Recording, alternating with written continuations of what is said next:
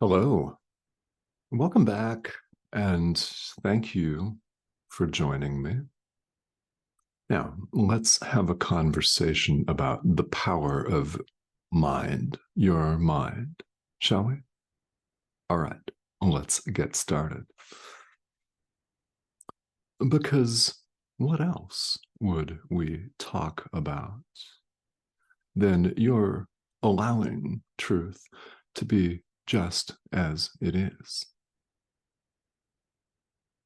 Part of this recognizing, if you prefer to think of it as coming to terms with, then fine, whatever works.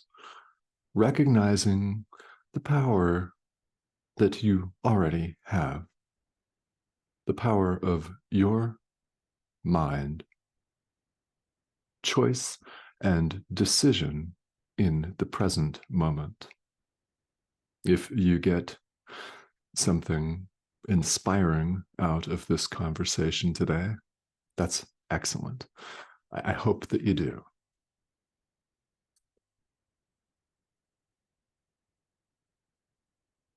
We belittle ourselves. Unflattering, but we do. We belittle ourselves constantly, and we're typically not aware that we're doing it. We sell ourselves way short. We cut ourselves off from our own power. We become afraid of it. We run from it and we hide. And we pretend that we're really not the Son of God, the extension of God. By the way, like extends like. Who, what are you? We'll say some more about that. But we're invited to really allow this.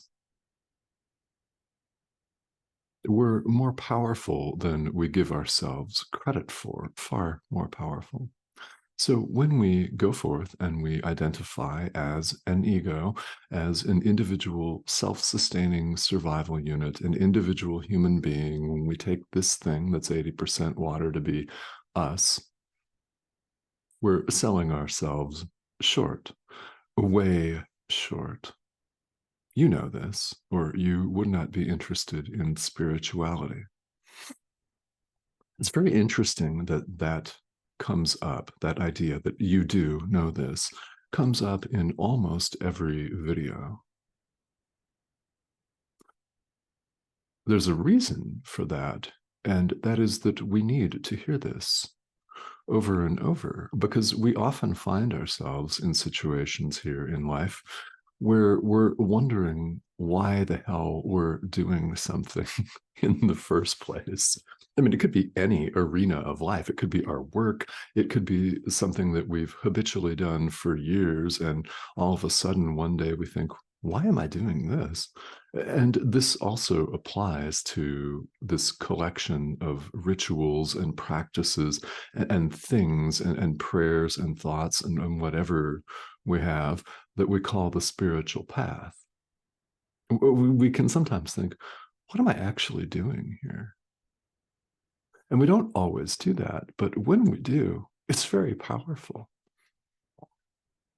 These are opportunities that we get to check in with our inner teacher and to course correct if need be.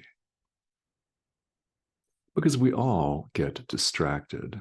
I mean, there are a lot of phenomena out there. A lot.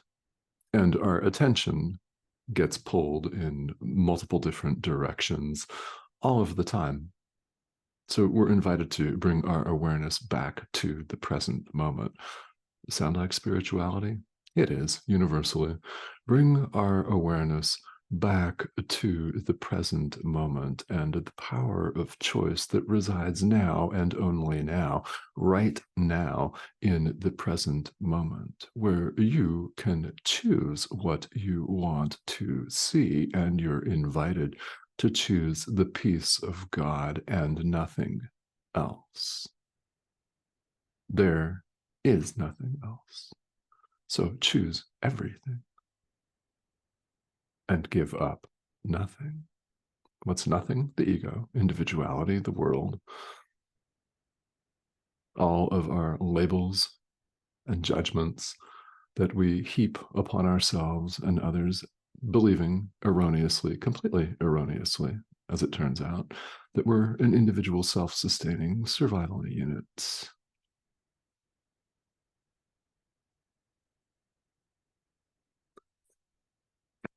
So what we recognize here, and we're wrapping up chapter 11, section 5 of the text here with this discussion. It's entitled The Dynamics of the Ego, and it's very important to point out here. You'll notice that dynamics, the word dynamics, appears in quotation marks. The ego has no dynamics. There is no ego. It's nothing. Just a mistake to be corrected by releasing it, forgiving it, and releasing it to the Holy Spirit. Set it aside for all time. It's nothing. It's not dynamic. Dynamism implies the power to do something. So what instead is dynamic? Oh, you are. You're not the ego. You're not an individual self-sustaining survival unit. So here in the world where each and every one of us appears to be an individual, the ego has very, very strong appeal. And here in paragraph 16, in language that you may or may not find deeply unflattering, Jesus tells us that the case for insanity is very strong to the insane. The case for insanity is very strong to the insane. To the individual self-sustaining survival unit, the case for individuality is very strong. The case for separation is very strong. The case for judgment and blame of your brother who's out to take your stuff is very strong. You better act fast. Like right now, yesterday, your brother's coming to take your stuff. Well, that's the voice of the ego. And without thinking about it, we just fall right into that, don't we? Over and over again. But something has happened for you where you have questioned this. And yeah, good. We're invited to question this. We're invited to question the very foundations of everything we now believe, because everything that we now believe here in the world, like this is our life, it's not. That hasn't brought us happiness, has it? Maybe momentarily, maybe temporarily. Maybe you have a hot, sexy weekend or a beautiful meal, or maybe you enjoy quite a lot of money in this lifetime, status and prestige, whatever it is, doesn't last. It's ephemeral. Anything that changes or shifts in any way is illusion. Anything at all. What we find here is that God is constant. The extension of God, i.e., the Son of God, you, are constant. Like extends like.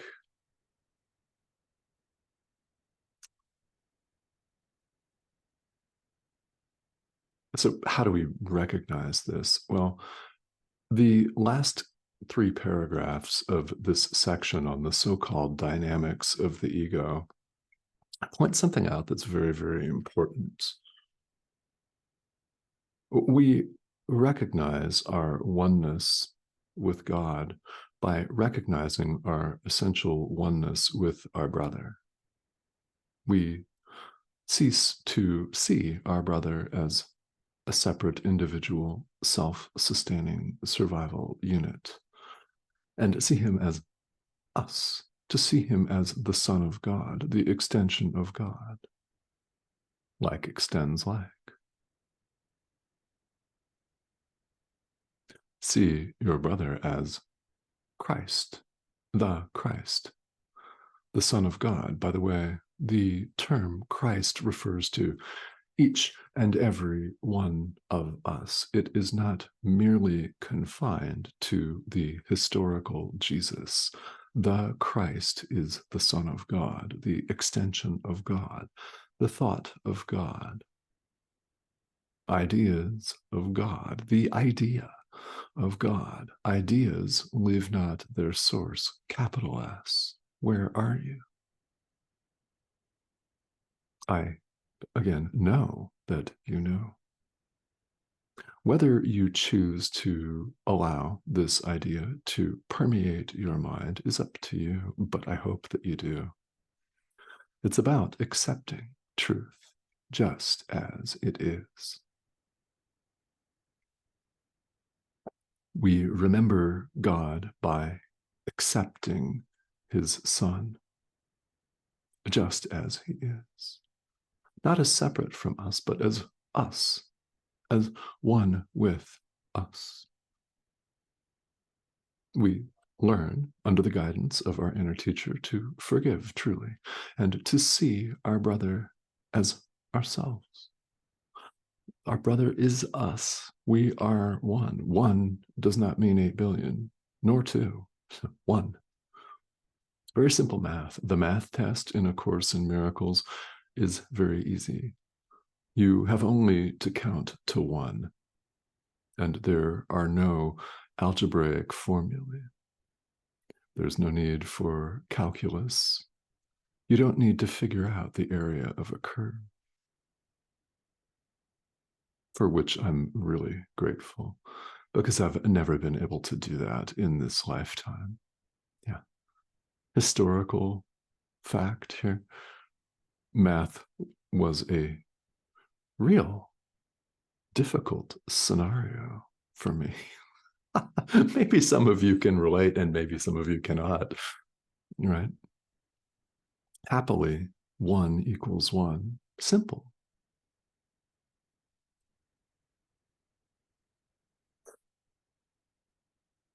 Every brother that we see, every living thing, every person that we see is either a witness for Christ, our oneness, or a witness for the ego, separation, depending on what we want to see in him. This is very important. It's depending on how we perceive him. We can see our brother as us, as Christ, the Son of God, God.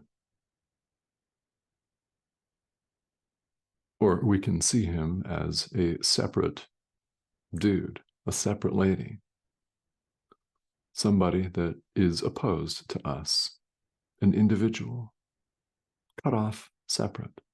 We could choose to see that, or we could choose to see our essential oneness. Everything and everyone that shows up in your experience witnesses to one or the other. Christ, ego. Christ, ego. Truth, illusion. As you choose. Here's the power component.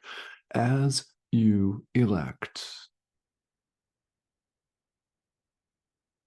Our perception doesn't come from outside of us. We see what we choose to see. This is all about accepting and embracing the power of your mind. You see what you choose to see. What do you choose to see? Love or fear?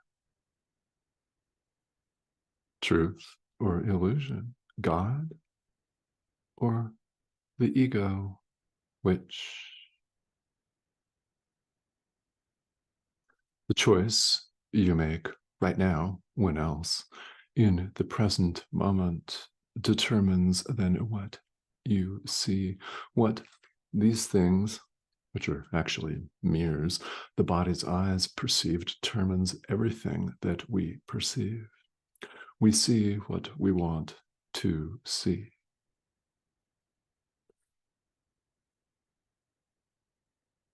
Everything, without exception, that we perceive is a witness to the thought system that we want to be true. Do we want our essential oneness to be true? Do we want our oneness with God to be true, or do we want to see ourselves as one of 8 billion and counting things that we refer to as human beings that have all kinds of struggle and strife and problems of our own invention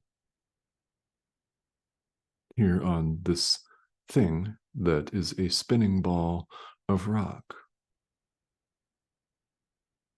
which we know deep down is not our real, true home? We're perfectly at home in God.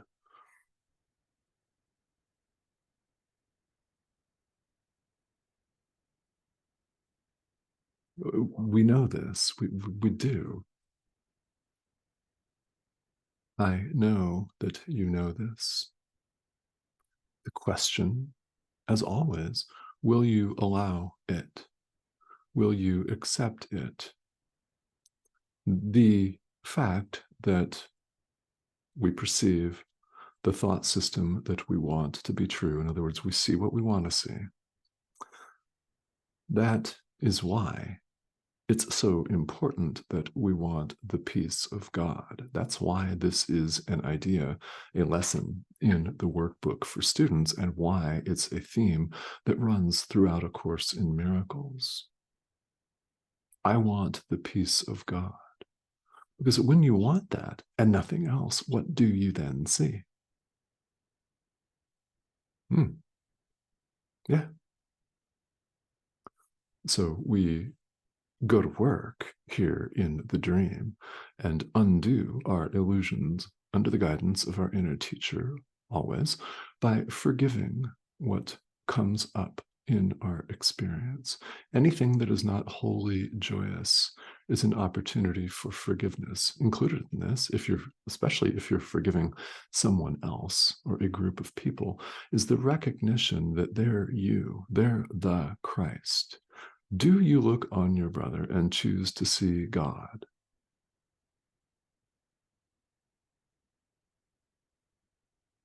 That's the question.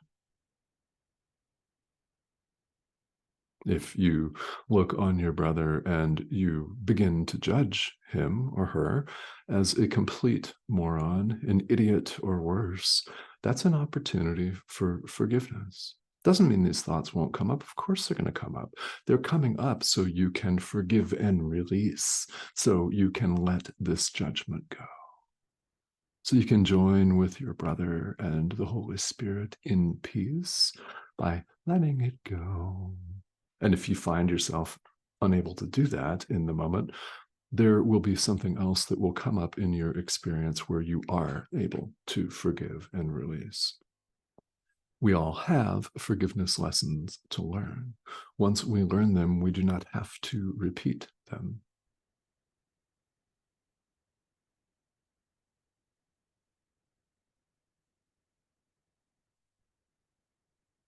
So what follows from all of this is very, very powerful indeed.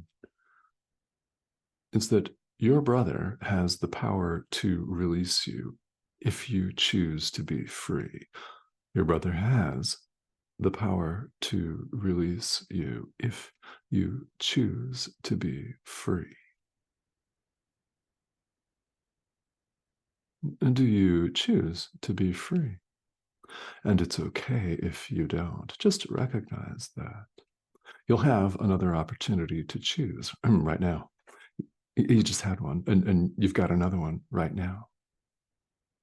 You've got another one right now.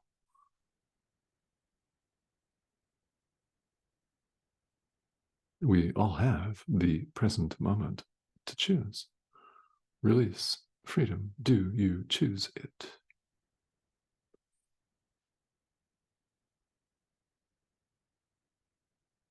So Jesus wraps the section up with another very powerful point. You hear but your own voice. You hear your own voice. You see yourself.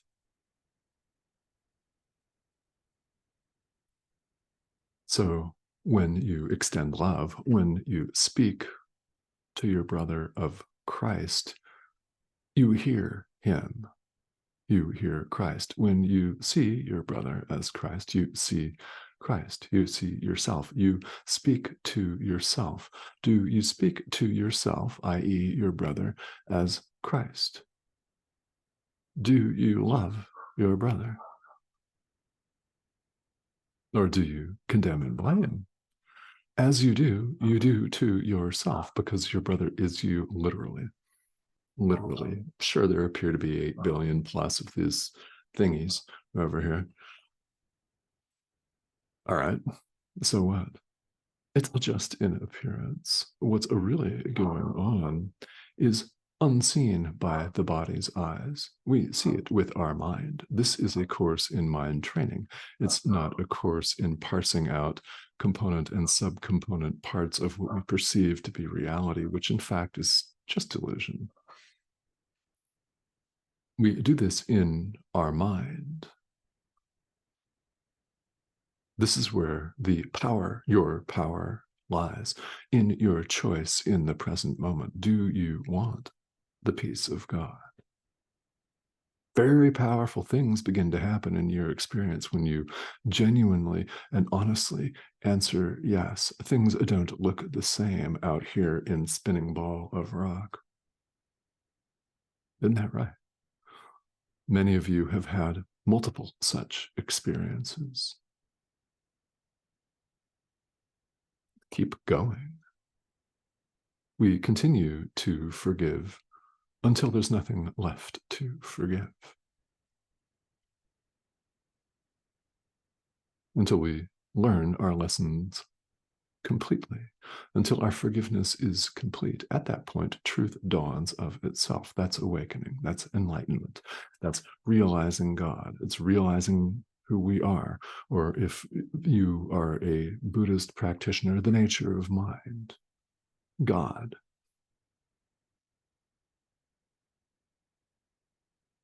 It's awakening, but we must meet its conditions first. If we harbor so much as one teeny tiny little grudge against somebody somewhere, our forgiveness is not complete. So once we complete it, truth dawns of itself.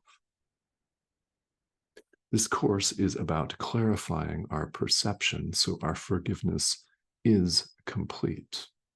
And we're all on what we call a path or a journey or a walk to that place. It's where we currently are.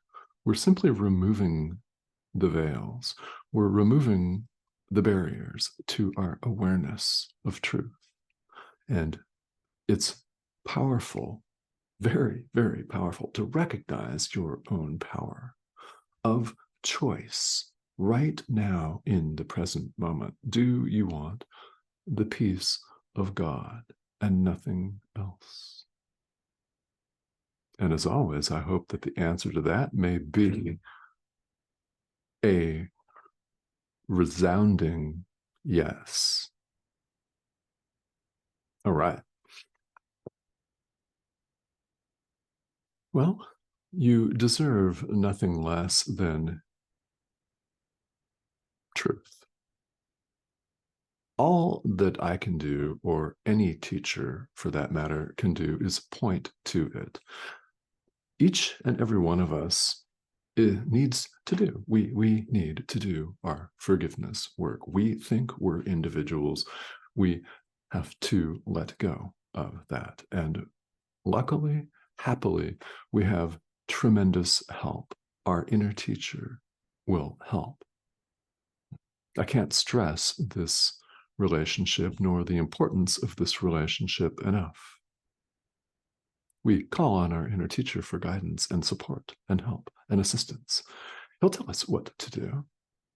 Now, also, you have many other tools at your disposal here in the world, including the comment thread here on YouTube, where you're more than welcome to reach out to me with any questions or comments you may have about your spiritual practice, about your journey, because it is deep self-inquiry, after all, isn't it? So it's quite natural that questions will arise. Please feel free and welcome to ask them here. Now, if you have not subscribed, we would love to have you join us. This arrow in the corner of your screen is the prompt for you to do just that. When you click or hover over that, you'll be invited to subscribe and join us. And I hope that you do that, because your spiritual walk is important, isn't it? It's very important. And because you've watched this video to the end, I know unequivocally that it is of great value to you. So I invite you to join us here.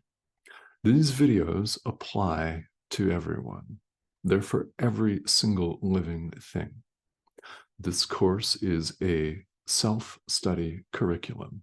It makes no difference at all what your spiritual background is or is not. It makes no difference what tradition or traditions you're currently practicing, if any.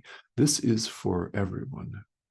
Beginner, just checking it out, people, beginners and experienced students alike. You will hear from any one of these discussions precisely what you're meant to hear at that time. And you will know, furthermore, what that is.